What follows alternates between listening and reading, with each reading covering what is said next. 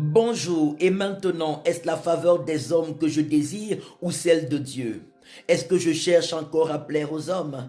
Si je cherchais encore à plaire aux hommes, je ne serais plus un serviteur de Christ.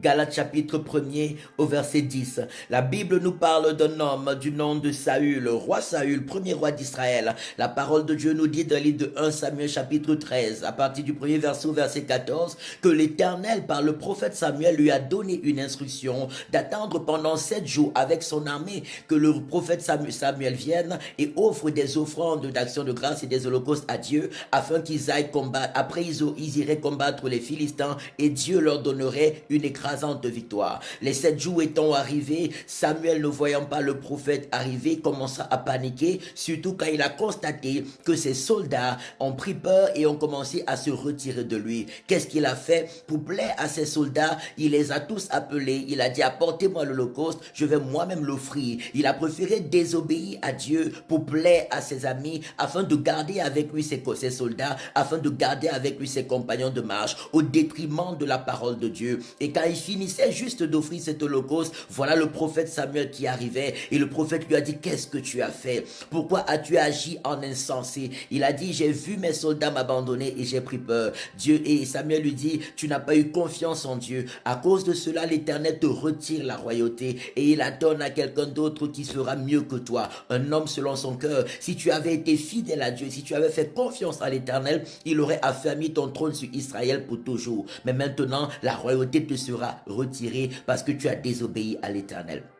Oh, dans le livre de Daniel chapitre 3, tout le chapitre 3, on voit les trois amis de Daniel, Shadrach, Meshach et Abednego, alors que le roi Nebuchadnezzar, qui était le roi le plus puissant de la terre à son époque, qui avait renversé tous les plus grands royaumes, avait fait établir une statuette de 30 mètres de long et 3 mètres de large. Et il a ordonné à tous ceux qui étaient dans la capitale ce jour-là de se prosterner devant la statuette et de l'adorer. Shadrach, Meshach et Abednego ont refusé de se prosterner devant la statuette. Pourtant, c'était des hommes que le roi Nebuchadnezzar avait élevés à Babylone. Eux qui étaient étrangers, c'était des Hébreux, prisonniers de guerre, mais qui avaient été élevés, eu des postes de responsabilité dans le pays grâce à Nebuchadnezzar.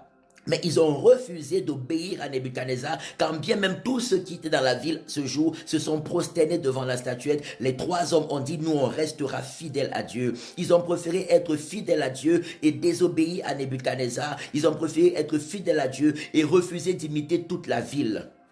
Nebuchadnezzar a voulu les jeter, a demandé qu'on les jette dans la fournaise de feu, mais Dieu les a délivrés du feu. Il y a un 4e homme qui était dans le feu, ils sont sortis là vivants. Et Nebuchadnezzar a tremblé devant eux. Il a ordonné que tous ceux qui étaient sous son pouvoir tremblent devant le Dieu de Shadrach, Meshach et Abednego. Et il a puissamment élevé et enrichi ces 3 hommes parce qu'ils ont fait confiance à Dieu au détriment de l'ordre du roi. À qui est-ce que tu veux plaire? À qui est-ce que tu veux obéir? À Dieu ou bien aux hommes? Si tu cherches à plaire aux hommes et non à Dieu, tu finiras comme Saül qui a perdu la royauté et a fini sa vie dans bien de tourments. Mais si tu décides de rester fidèle à Dieu, même s'il faille te détacher de tous les hommes qui sont autour de toi par obéissance à Dieu, l'Éternel te comblera de gloire, l'Éternel te comblera de victoire, l'Éternel te comblera de succès, l'Éternel te comblera de bénédiction et te donnera la vie éternelle après ton passage ici-bas. Je te souhaite un glorieux mois de novembre. Que la main de Dieu soit favorablement et puissamment posée sur toi. Que les riches bénédictions de Dieu t'accompagnent. Que le succès divin soit au rendez-vous dans chaque secteur et département de ta vie. Que de glorieux témoignages émanent de toi. Que des vies soient sauvées à travers toi. Et que Christ te comble de ses grâces au-delà de tes prières et de tes attentes. Tes ennemis sont sous tes pieds au nom de Jésus. Et la gloire de Dieu t'accompagne en ce mois de novembre, au nom de Jésus-Christ de Nazareth. Amen, amen, amen. Dès demain, à partir de 10h, demain samedi 2 novembre, à partir de 10h, rejoins-nous à l'école Vinet, rue de l'école supérieure 2005 Lausanne pour une conférence de délivrance et de restauration des familles. L'Éternel nous invite, ce sera glorieux, ce sera prodigieux. Ne manque pas, invite la famille, invite les amis. Que Dieu te bénisse. Excellent mois de novembre sous sa forte protection et bénédiction au nom de Jésus. Amen, amen, amen. Shalom.